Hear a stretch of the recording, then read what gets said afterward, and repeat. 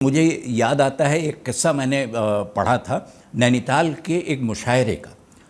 कुंवर महेंद्र सिंह उसकी सदारत कर रहे थे, अध्यक्षता कर रहे थे, और जब बहुत देर मुशायरा चल चुका तो बशीर बद्र और वसीम बरेलवी दो लोग बच गए थे जिनको अपना शेर पढ़ना था, गज़लें पढ़नी थी।